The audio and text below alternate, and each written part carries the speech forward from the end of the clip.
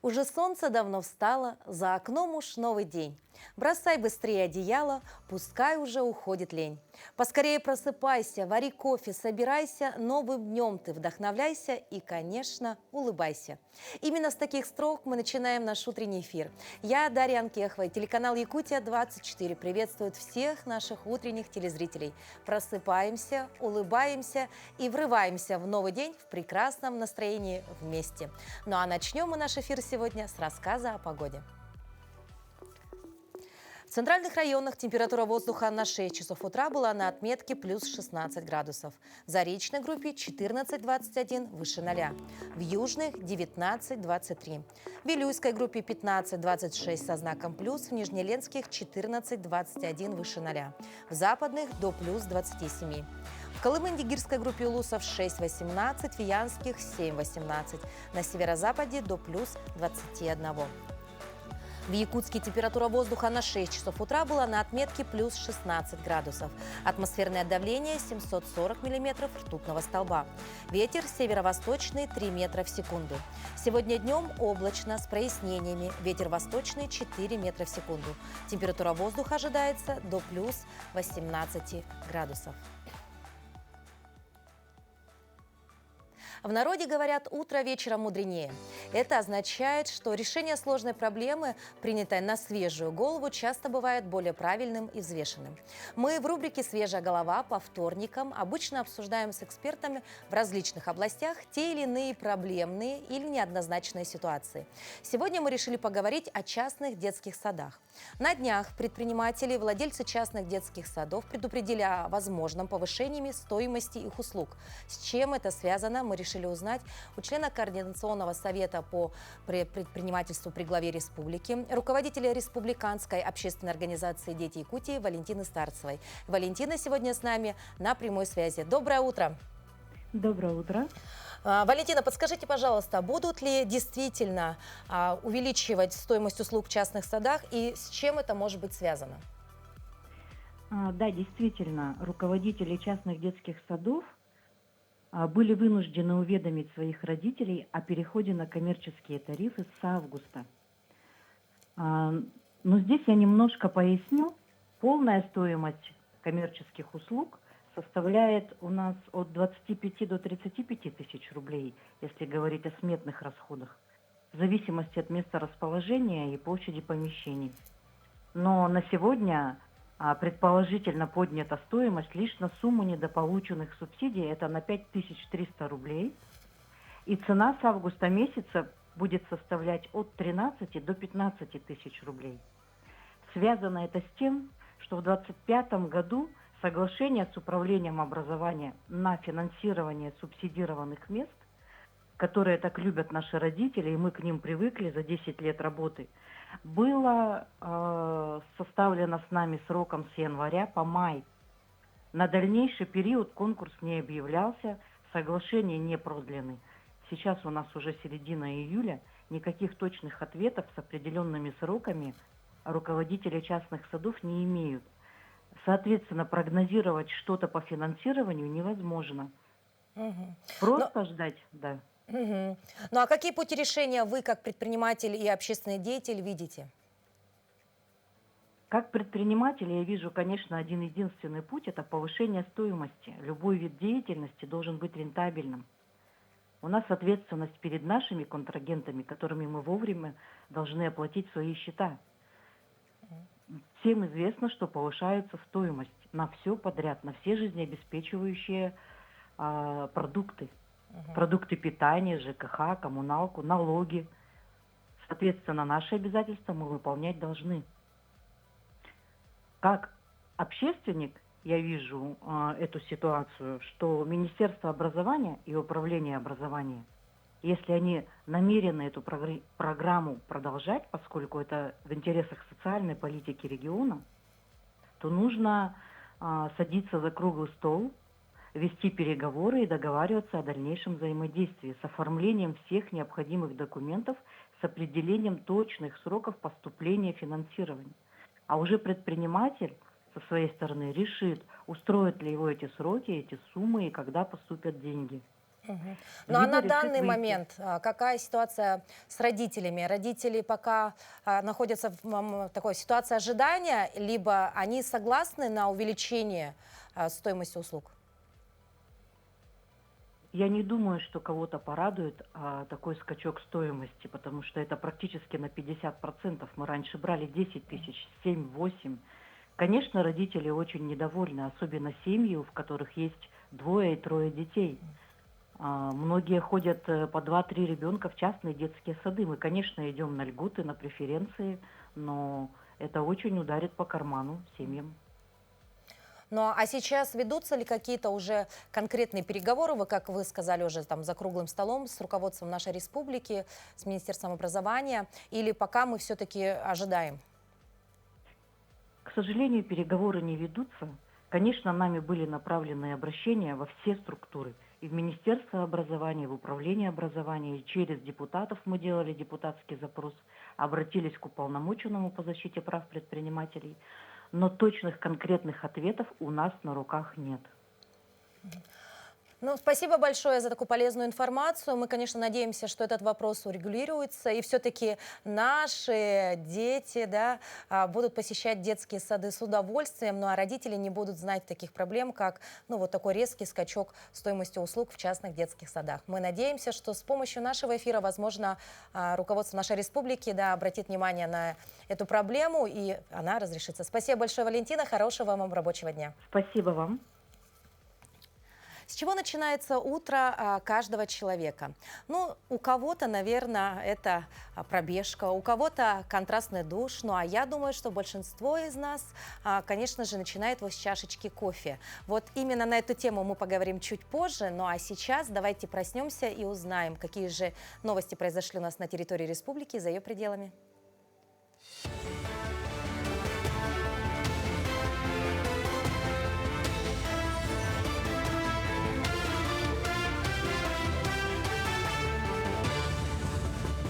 Доброе утро, Якутия. Последние новости к этому часу. Глава Якутии провел заседание оперативного штаба, посвященное координации строительства и реконструкции дорожных объектов в рамках нацпроектов и госпрограмм, в частности, нацпроекта «Инфраструктура для жизни». Обсуждались ключевые дорожные проекты, включая реконструкцию дорог Умнас и Абалах, мостового перехода через реку Улахан и Райлах, строительство улично-дорожной сети в квартале Воинская часть, мостового перехода через реку Лену. В этом году в Якутии ведется строительство и реконструкция 5 мостов общей протяженностью 583 метра, около 144 километров автомобильных дорог. Общий объем финансирования составляет 14 миллиардов рублей. Коренные и малочисленные народы будут вести традиционное рыболовство без подачи заявлений. Закон вступит в силу с 1 сентября будущего года. Так не нужно будет ежегодно направлять заявления. Соответственно, устраняется риск отказов по формальному признаку. Годовая норма вылова с указанием видов водных биоресурсов и объем добычи будет ежегодно устанавливаться субъектами России совместно с Росрыболовством. В Якутске на финишную прямую вышло строительство первого в стране адаптивного образовательного комплекса для детей с ограниченными возможностями здоровья. Уже 1 сентября этого года свои двери распахнет специальная коррекционная школа на 550 мест. Строительство комплекса готово на 95%. Завершены работы по оснащению технологическим оборудованием. Уникальный комплекс, расположенный на Сергелякском шоссе, займет площадь более 14 гектаров и будет включать в себя не только школу, но и детский сад на 200 мест, а также интернат на 150 мест, который планируется ввести в эксплуатацию в следующем году. Здесь дети разного возраста смогут получить полный спектр образовательных услуг, включая доп. Образование. В настоящее время школа имеет высокую готовность, порядка 95% на сегодняшний день уже выполнено всех работ. Основные работы остаются для завершения этого благоустройства, установка малых архитектурных форм, зеленение, соответственно, в сезон осенний предстоит еще завершить. Ну и полностью оснащение технологическим оборудованием данного объекта. Вот, тоже, значит, в принципе, работы уже все подходят к завершению. На сегодняшний день, значит, всеми материалами, необходимыми для объекта, все укомплектовано. Работы ведутся по графику в целом. Якутский филиал Госфонда «Защитники Отечества» помог ветерану СВО начать свое дело. В феврале этого года Марк Белолюбский смог подписать социальный контракт, в рамках которого закупил оборудование и запустил свой бизнес по переработке дерева. Сейчас ветеран проходит обучение по работе с новой техникой. Параллельно предприниматель взялся за несколько заказов. При этом в обустройстве рабочего места Белолюбскому помогло другое предприятие по изготовлению бруса. Здесь ветеран СВО трудится уже несколько лет и зарекомендовал себя как надежный и ответственный сотрудник. Обратился к руководству на выделение места, чтобы поставить станок ЧПУ. В общем, разрешили, поставил. На данном этапе, то есть прорабатываем, то есть набираем клиентуру. Больше лежит уже к дереву, да. У кого-то к железу лежит, это сварщик, да, допустим. У меня вот больше к дереву, да. То есть, есть опыт в этом. 4-й международный библиографический конгресс, который соберет специалистов из библиотечной и научной сферы, книговедов, издателей, IT-экспертов, состоится с 16 по 19 сентября в Якутске. Это масштабное событие станет важной платформой для обсуждения актуальных вопросов в области библиографии и информационных технологий. В этом году особое внимание уделят вопросам цифровизации, многоязычия и сохранения культурного наследия через современные библиографические практики.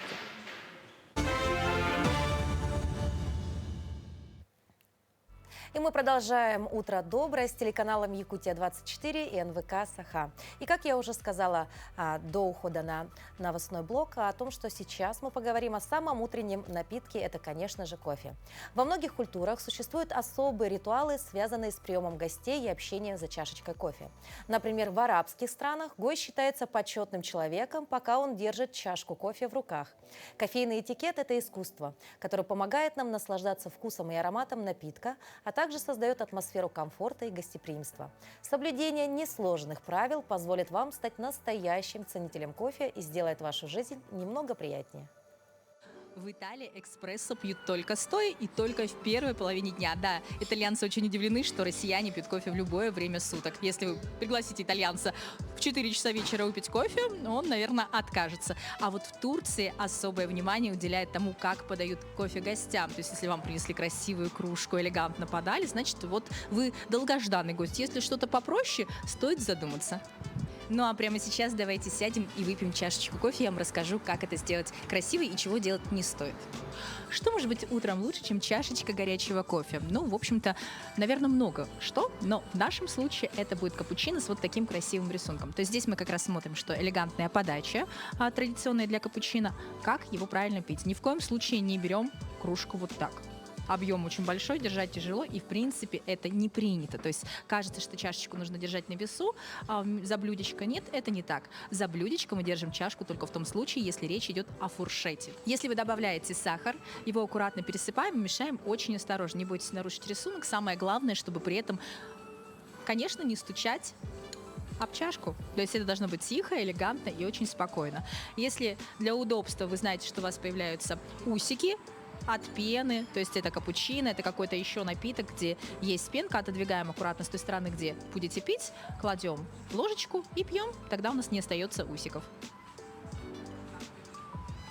Не забываем, что прихлебывать, причмокивать, особенно если вы пьете в общественном месте, как минимум некрасиво, как максимум совершенно некультурно. Поэтому никаких звуков не издаем, все должно быть тихо, аккуратно и максимально элегантно.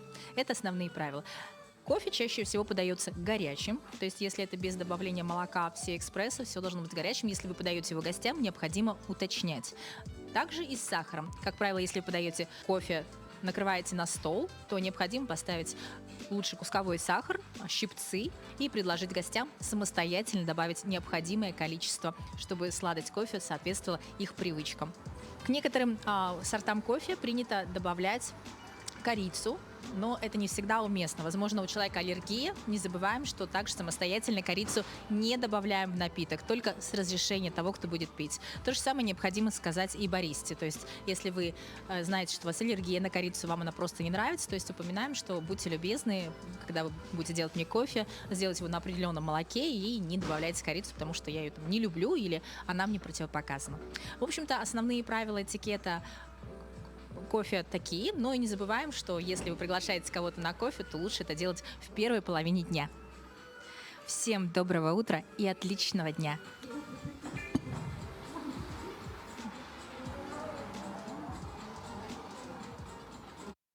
Спасибо Веронике, что рассказала нам о традициях, связанных с кофе в разных странах, ведь ее советы могут пригодиться как раз сейчас тем людям, кто собирается в отпуск за границу.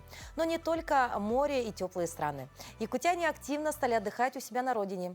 Блогеры и известные якутяне публикуют у себя на страницах все новые места и направления отдыха, что стимулирует внутренний туризм. Какие популярные новые маршруты появились на карте Якутии, узнала Туяра Филиппова. Якутян будут приучать отдыхать у себя на родине. Домашний туризм – новый термин, прописан в стратегии развития туризма до 2030 года. А какие места сами якутяне советуют к посещению? Кемпендеи в Сунтарском устье, наверное, Ленские столбы, Чичурмура. В царство вечной мерзлоты, точно. Ленские столбы, Кюрюлюр и пески какие-то там, в Кангаласском улусе. Камга тоже очень красиво. Посмотреть, мы бы и сами поехали посмотреть. Булус тоже интересная локация всем, и приезжим, и местным. И тоже, думаю, всем интересно посмотреть. Ленские столбы, Арка желаний, Булус. Сильские столбы, там очень красиво, и Ленские столбы. Туристические места нигде не был, поэтому сказать что-то не могу. Хотел бы по Лене реке ездить. Действительно, Ленские столбы, Булус, Кюрюлюр уже давно стали визитной карточкой Якутии.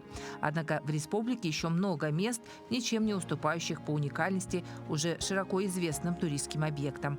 О них-то и стоит больше рассказывать, уверены в профильном министерстве. Она у нас концентрирована на том, чтобы повышать информированность о том, что у нас есть в Якутии, своих местных жителей. То есть на домашний туризм. Мы вводим такой термин, как домашний турист. Нам важно, чтобы люди начали исследовать, познавать себя по средствам деятельности туристической. Сама Мария Карпова тоже заядлая туристка. За год жизни в Якутске посетила уже многие достопримечательные места. И у нее уже есть топ туристских объектов, которые она советует посетить всем.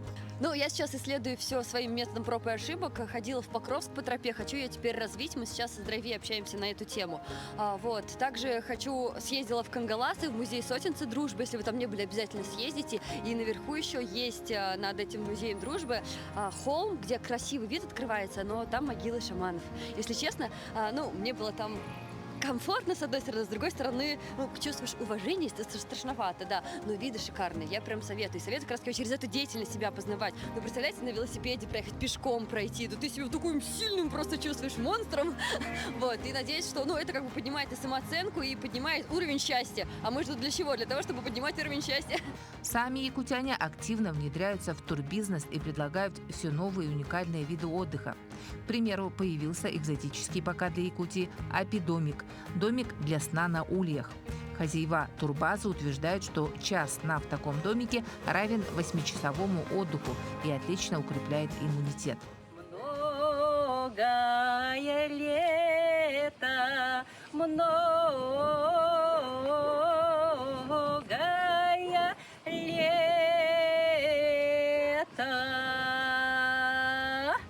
Ямщицкое подворье на Иланке с каждым годом притягивает к себе все больше туристов. Ведь тема истории и интерес к своим корням всегда в спросе. Еще одна интересная новинка – тур по аласам якутских писателей. Такие и подобные местные маршруты есть почти в каждом районе. И теперь стоит задача, чтобы их стало больше и они развивались. И мы видим то, что есть спрос. Мы видим, что туроператоры, бизнес туристический, это как турбаза, начинают взаимодействовать между собой. Без участия государства. И так и должно быть. Самыми продвинутыми в туристском плане пока остаются Хангаласский, Нерюнгринский и Амгинский районы. Остальные должны подтянуться, ведь через 5 лет количество туристов в Якутии с нынешних 310 тысяч в год должно достигнуть 790 тысяч человек. И власти, и турбизнес эти цифры считают вполне реальными. Туяра Филиппова, Ренат Нахиев, Якутск. Тему развития туризма в Якутии мы продолжим с нашим утренним гостем. Это Дмитрий Громов, председатель Комитета по торговле и туризму Торгово-промышленной палаты Республики. Доброе утро. Доброе утро, Дарья. Мы посмотрели только что сюжет о домашнем туризме. Согласны ли вы со всеми данными, с цифрами, с конкретными какими-то географическими локациями, да, и вообще, насколько бы вы оценили текущий уровень развития внутреннего туризма в республике? Очень интересный и подробный аналитический ролик. Действительно, он показывает текущее состояние нашего развития туризма в регионе.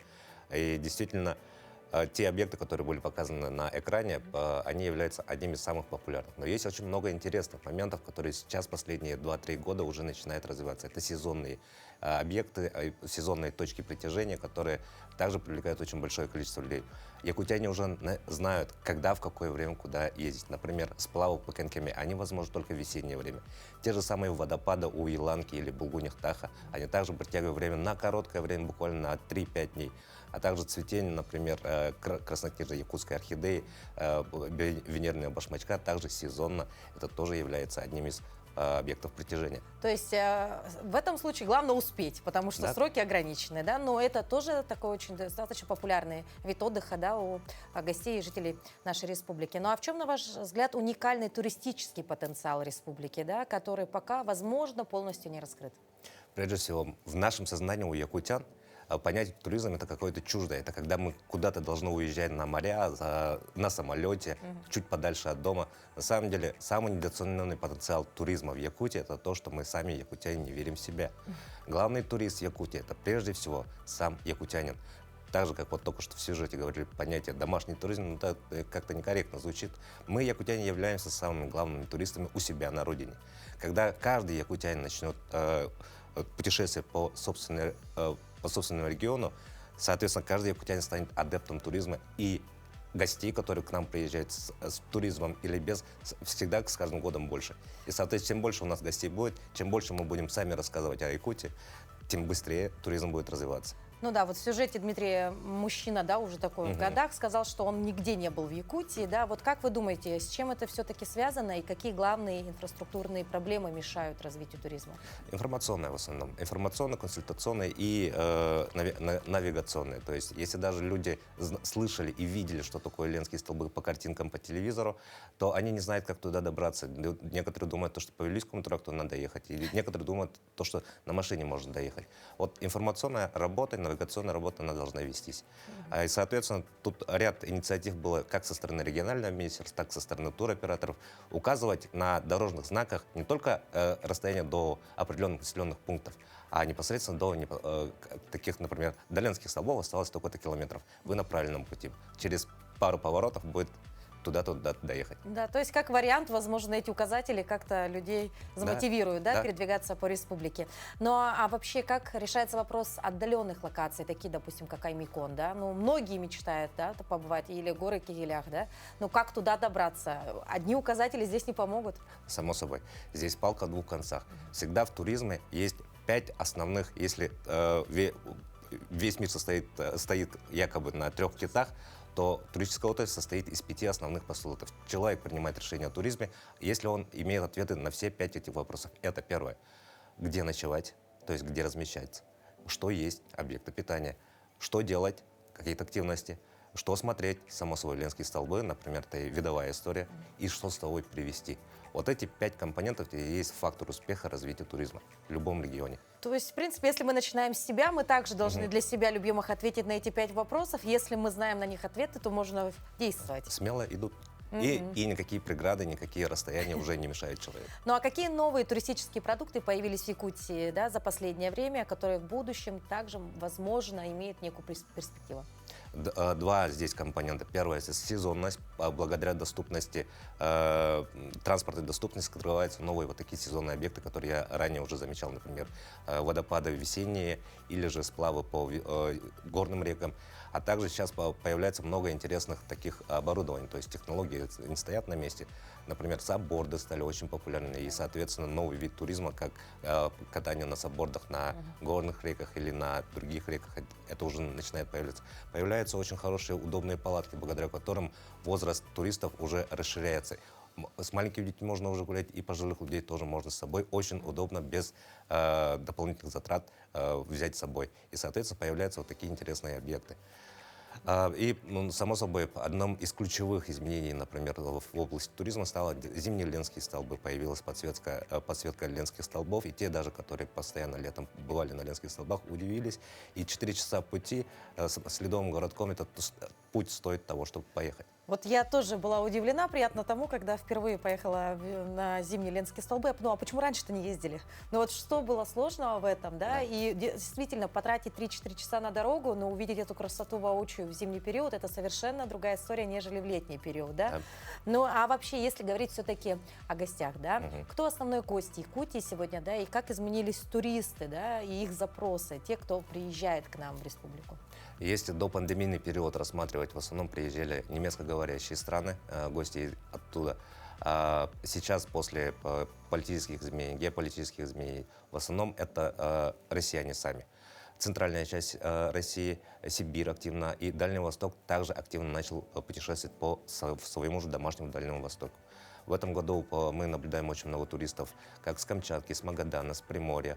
По данным больших данных, то есть которые дают банковские или, наоборот, сотовые операторы, у нас идут большие потоки из тех аэропортов, из тех городов, в которых есть прямая связь с Якутском. Например, Иркутск подрос, Владивосток, Красноярск, Новосибирск. Это те, которые сейчас уже по объему смещают поток туристов из Москвы. Ну и как социальные сети и блогеры влияют, да, на интерес к региону, потому что сегодня это тоже такой некий инструмент, да, популяризации туризма вообще в целом. Да. Здесь надо отметить то, что в последнее время, последние 2-3 года наши туроператоры уже активно начали работать с блогерами. Когда одна история, когда просто блогер без туроператора, как дикарь, приезжает на объект, и люди начинают задаваться, я тоже хочу там, но не знаю с кем. А когда уже непосредственно коллаб идет непосредственно с туроператором, уже отвечает на вопрос 7 на 5 этих вопросов, которые человек задает перед собой, чтобы поехать, сделать решение о путешествии. Дмитрий, ну вот очень много знаете про туризм республики, да, и такой, может быть, не очень серьезный вопрос, но, возможно, провокационный. Если бы у вас лично было бы 10 миллионов рублей, вот на какой проект бы вы, возможно, их потратили, либо, возможно, придумали совершенно новый проект? Это, скорее всего, был бы пирс на Батамае для того, чтобы маломобильные группы могли уже подъезжать к лодке. Вот так, да? Очень интересно. Мы благодарим вас. Мы надеемся, что такой проект реализуется все-таки рано или поздно. Ну и вообще в целом туризм пускай развивается в республике. Как можно больше людей узнают прекрасные локации нашей необъятной родины, да? Ну и, собственно, мы уверены, что с такими специалистами, как вы, это все впереди только.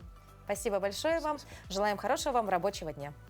Мы узнали, что такое домашний туризм, а вот, например, на Камчатке домашними называют вулканы и восхождение на них, ведь это тоже один из видов экстремального туризма. Герой нашего следующего сюжета пошел по стопам своего отца, который работает гидом на Камчатке. В свои 11 лет Роман Гуменюк смог покорить Корякский вулкан. Он для пятиклассника Романа пока самый высокий, но далеко не первый. Что, напарник? Остались последние 100 метров? Понятненько. Мы почти у цели. 11-летний житель столицы Камчатки Роман Гуменюк покорил Корякский вулкан, высота которого 3456 метров над уровнем моря. До конуса, там, где мы ночевали, примерно 4 часа было, 3,5. А уже на самый верх 9 часов и 30 минут. Я думаю, будет намного сложнее. Там, в принципе, ничего такого сложного нету.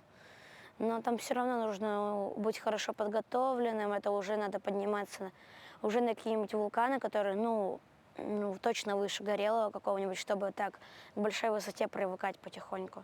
Корякский вулкан в жизни почти пятиклассника Романа пока самый высокий, но далеко не первый. Сейчас в его копилке покоренных вершин 7 камчатских исполинов. Самый первый поход к кратеру Авачинского вулкана школьник совершил в возрасте 8 лет. И тогда, и сейчас рядом был его отец Дмитрий. День первый. Мы на перевале Авачинском. Сегодня предстоит 5 километров до Красного конуса и 1100 вертикальных. Ты готов? Да. Ну, погнали.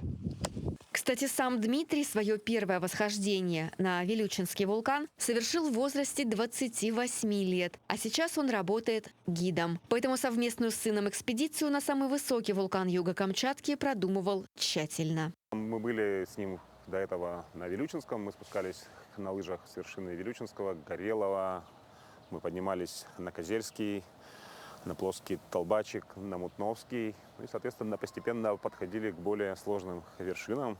Волнительно, потому что, наверное, это было мое самое сложное восхождение.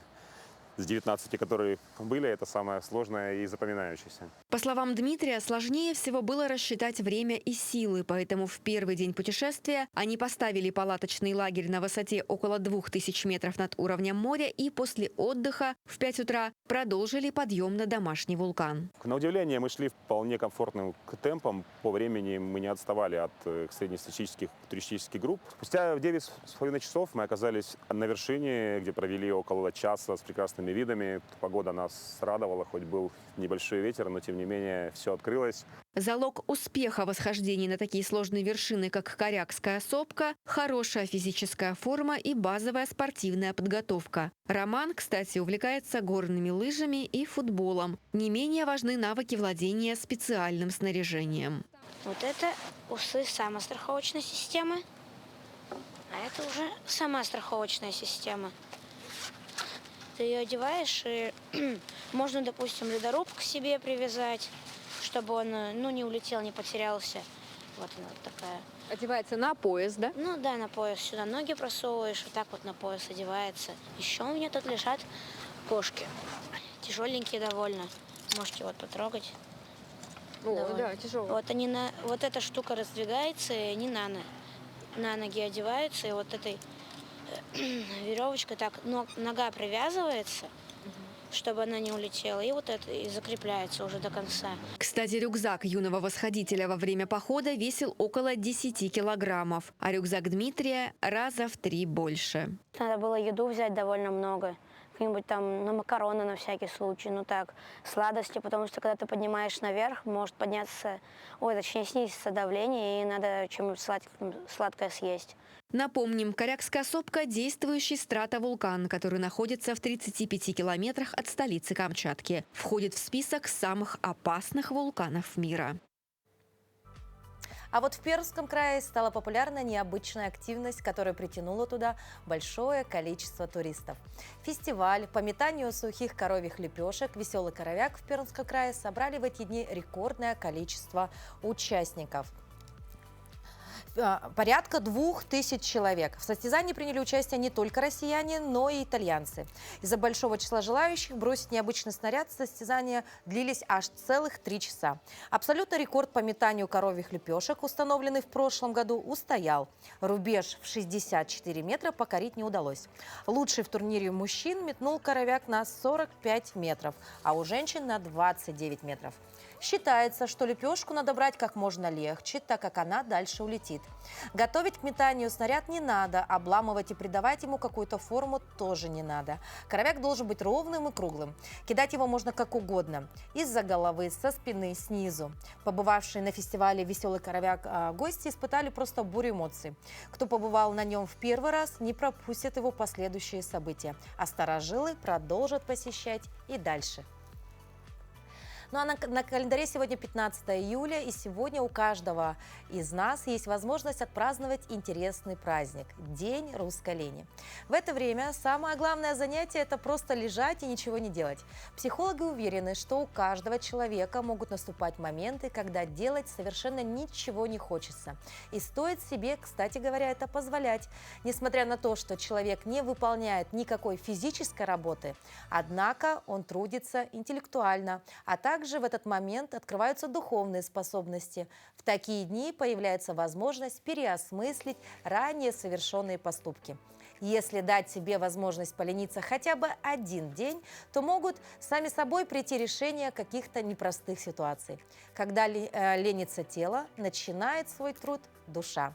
А чем же еще отмечен этот день в календаре, узнаем далее.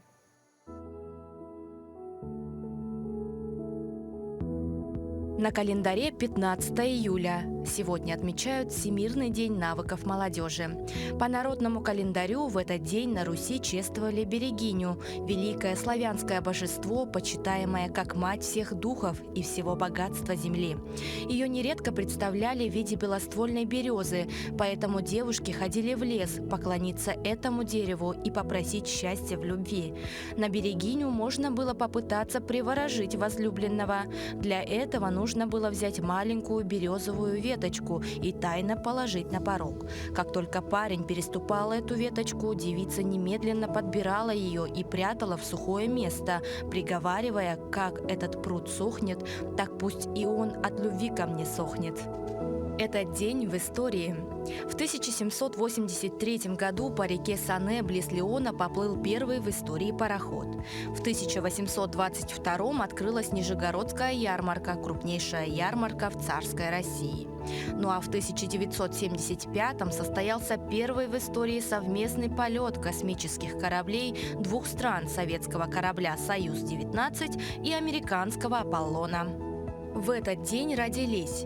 В 1606 году родился Харменс Рембрандт, голландский художник, мастер живописи и гравюры.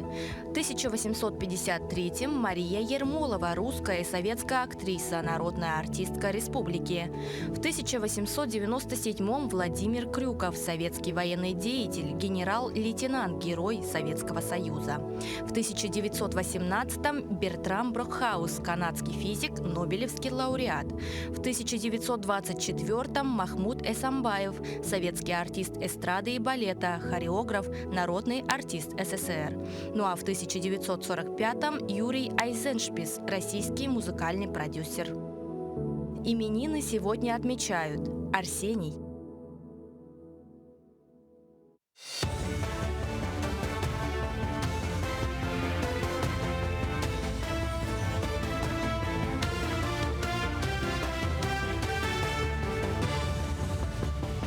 Продолжаем освещать самые заметные события. Доброе утро.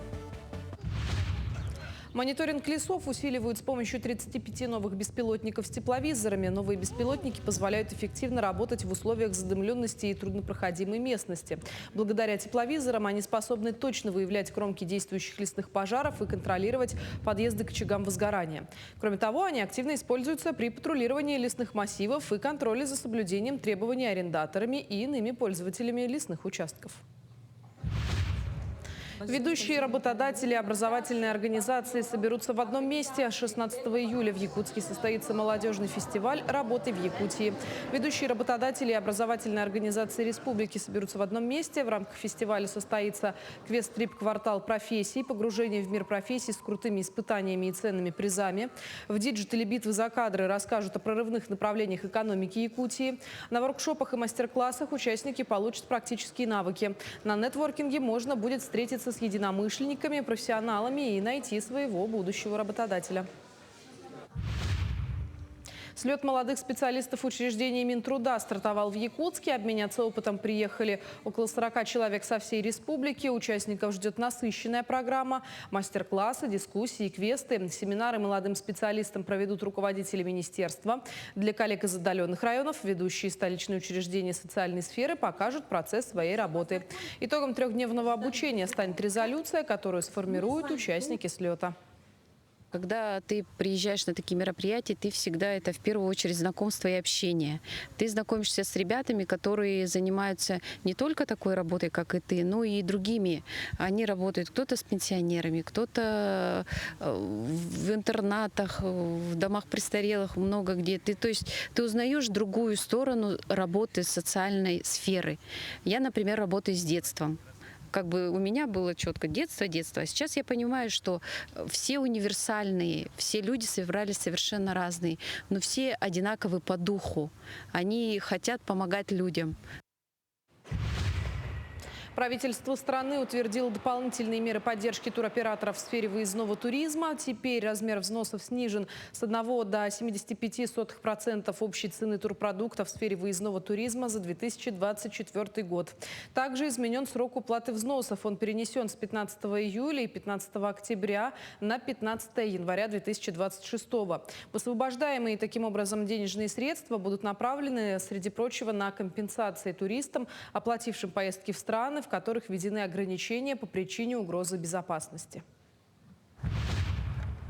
Студотряда Якутска активизирует работу в сфере детского отдыха. В рамках реализации грантов и соглашений со школами студенты проходят спецподготовку для работы вожатыми в летних лагерях. Студенты, работающие в лагерях, получают ценный опыт работы с детьми и вносят вклад в их развитие. Этим летом в роли вожатого планируют себя опробовать 250 участников студотряда. Мы трудоустраиваем подростков на летний период, и не только на летний период, то есть такие проекты, как Алабука-топ, получается, есть еще Алабука-топ в строительном отрядах и по типу этого. Также на данное время наши ребята работают в дневных лагерях. Они проходят специальное обучение, школа подготовки вожатых. Это проводили движение первых. Совместно с ними мы трудоустраиваем подростков. А на этом пока все. Эфир телеканала продолжит программа «Утро Якутии». Оставайтесь с нами.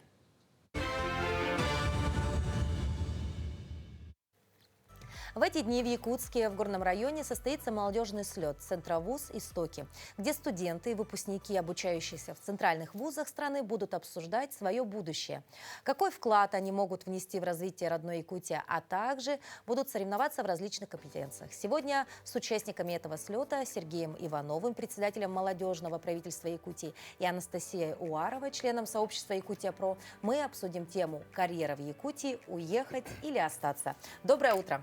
Доброе утро. Доброе утро. Ну и первый вопрос, конечно, может быть, будет такой очень примитивный. Где в основном предпочитают жить и работать выпускники центровузов? Давайте я отвечу на этот вопрос. На самом деле, за всех я не могу ответить, ребят, но могу ответить из своего опыта. Я тоже являюсь выпускником центральных вузов нашей страны. Это в Екатеринбурге я учился Уральский государственный юридический университет и в Москве Московский государственный юридический университет. И параллельно в Москве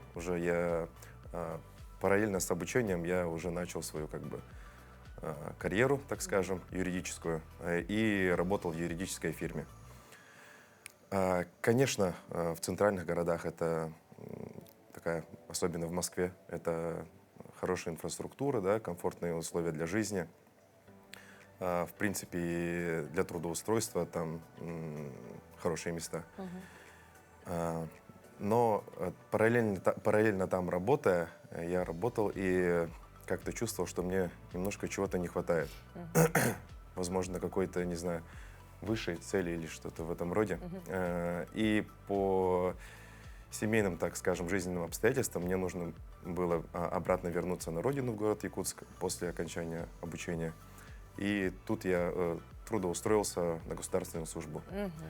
Вот. Ну, то есть, в принципе, если брать в целом, вот, допустим, ваш личный пример, то зачастую люди остаются все равно в центральных городах, да, выпускники? Нет, я не об этом хотел сказать. И вот уже переехав, устроившись на госслужбу, я уже как-то понял, что вот оно, мое место там, где я хочу развиваться и развивать свою родную республику. И уже у меня какая-то появилась высшая цель и смысл. И мне кажется, вот для человека самое главное — это иметь какой-то смысл, не просто работать, а работать ради работы, ради карьеры, а была, чтобы какая-то высшая цель. Анастасия, у вас какая история, да? И изначально, после того, как вы закончили центровуз, первая идея, где работать, какая была? У меня первая идея была вернуться на родину. Собственно, я так и сделала, но это было достаточно давно.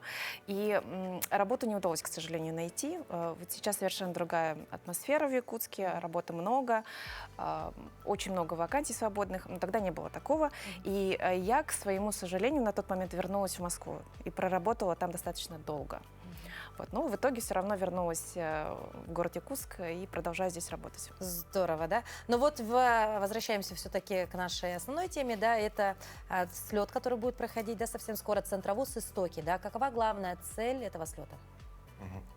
Ну, в целом это такая площадка для социальной и профессиональной коммуникации наших студентов-центровузников, чтобы они познакомились в первую очередь друг с другом, с собой, чтобы познакомились ребята, которые там обучаются и которые вернулись, допустим, это также можно со мной, да, какую-то связь они могут выстроить, и очень много таких ребят. Это презентация передовых каких-то наших отраслей, различных сфер трудоустройства, которых у нас в нашей республике на данный момент полно. Вот. И в целом, чтобы ребята имели представление о нашем рынке трудоустройства нашей республики. Анастасия, расскажите немного о своем сообществе Якутия Про, чем оно вообще занимается, да? Да, Якутия Про – это сообщество экспертов, родом из Якутии, которые сейчас на данный момент построили довольно внушительные карьеры абсолютно в разных индустриях. Это финтех, это маркетинг, финансы, IT, производство. И сейчас целью сообщества является делиться этим опытом, пытаться передать знания, накопленный опыт, в первую очередь, более молодому поколению. Такая у нас цель. Да, вот это отличная цель. Ну а вообще, как можно вовлечь-то молодежь в развитие родных районов? Даже вот не будем говорить, в частности, про Якутск, да, а вот как вернуть вот эту такую активную молодежь в районы наши? На мой взгляд, это достаточно острый вопрос, и очевидный ответ всегда зарплата, правильно? Но, насколько я знаю, в последнее время заработная плата, вот к ней приближается статистически удовлетворение от своей работы. Это инфраструктура, которая есть, социальные связи внутри организации, где они работают. Соответственно, на мой взгляд, нужно создавать вот эту инфраструктуру, коммуникации, взаимодействия, и постоянно напоминать о каких-то более высших целях, как сказал Сергей. Ну а вообще, как вы считаете, как бизнес и власть могут сделать Якутию более привлекательной для молодежи? Ну, власть на самом деле уже этим занимается. Различных много программ у нас. Допустим, дальневосточная ипотека, дальневосточный гектар, программа «Земский доктор». Ну и различные какие-то, это различные гранты, льготы и так далее. И на самом деле государство и власть, и бизнес в том числе, да, делают на самом деле много для того, чтобы привлечь нашу молодежь, и не только в районы. Ну вот, а какие неочевидные преимущества жизни и работы в Якутии вы бы выделили, да? Вот у Анастасии, наверное, вопрос этот задам, да? Ну, в начале карьеры, на мой взгляд, неочевидный плюс – это как раз вклад в развитие родного края, родной республики, потому что всегда в первую очередь выходит какая-то финансовая стабильность, но если распорядиться грамотно карьерой, в целом любая карьера приведет рано или поздно к этой стабильности, к финансовой независимости, и все равно встанет этот вопрос, какая моя миссия, что я могу сделать для того, чтобы себя реализовать. И, на мой взгляд, вот развитие родного края, республики, это вот как раз очень хорошая цель. И в начале карьеры, еще раз, это не очень очевидно. Меня бы выделило. Ну а если бы у молодежного правительства, это вопрос Сергея, да, был бы бюджет на один проект для удержания молодежи, да, что бы это было, на ваш взгляд? Ну, конечно, вот в первую очередь это этот проект, который мы сейчас реализуем с Центровузников, создание площадки для коммуникации. И есть, на самом деле, идея создать такой проект по выделению какого-либо капитала, возможно, да, это как будто аналог маткапитала, по частичному, допустим, покрытию расходов по обучению, либо по жилью, и также направлять, допустим, их в районы. И, допустим, в селах там покрытие на 50% сделать. Либо это может быть выделение какого-то гранта на осуществление бизнеса в районах. В северных районах там с повышенной какой-то льготной ставкой, так скажем. И с обязательным условием, то, что они вот должны отработать в этом районе, либо реализовать данные средства и поставить какой-то срок, допустим, 3-5 лет. Ну, отличная идея, несомненно, да. Ну, а что бы вы посоветовали, Анастасия, выпускнику, который сомневается, допустим, строить карьеру здесь или уезжать все-таки?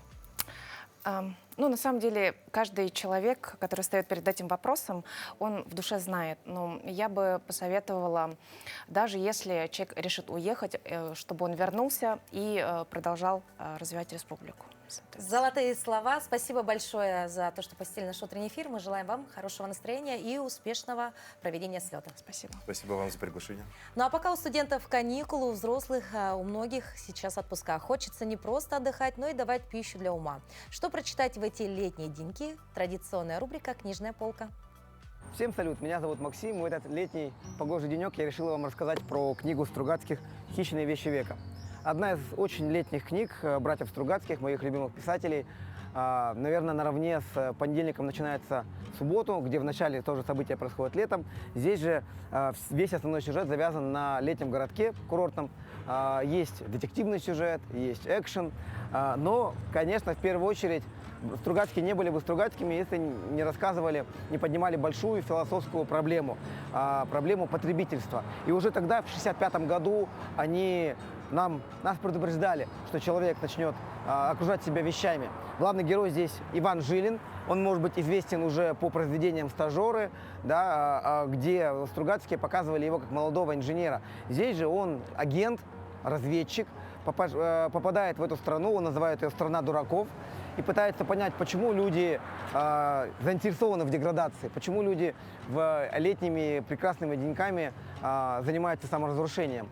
Здесь есть очень много жанровых откликов детектива, здесь есть элементы такого авантюрного произведения, повести, все-таки это не роман, это повесть, здесь нет какой-то убедительной любовной линии. Книга хорошо читается, и здесь есть, конечно же, все атрибуты лета. Да, это жара, главный герой волей и неволей судьбы купается в фонтане, да, каким-то образом старается познакомиться с жителями этого курортного городка. Все мы летом так или иначе ездили в какой-нибудь курорт, и здесь мы узнаем себя. Конечно, в конце Стругацкие поднимают важную, очень важную проблему и заставляют задуматься каждого читателя. Наверное, из самых летних книг Стругацких я могу посоветовать это, либо упомянутый мной «Понедельник», либо можно еще взять «За миллиард лет до конца света». Очень добрые, умные, хорошие книги писали братья Аркадий и Борис Стругацкие. И этим летом, я думаю, есть возможность почитать их больше. У нас в Национальной библиотеке Якутии, конечно же, есть эта прекрасная книга. Читайте книги, любите жизнь. Таким было утро вторника. Мы благодарим всех, кто находился с нами в последний час. И, конечно же, призываем всех встречать каждое утро вместе с нашей семейной программой «Утро Якутии». Не теряйте нас завтра в связи с нашими профилактическими работами на телеканале «Якутия-24» НВК «Саха». Эфира утреннего не будет, но мы увидимся с вами в четверг в 7:00 вновь, как всегда, с нашей дружной утренней командой.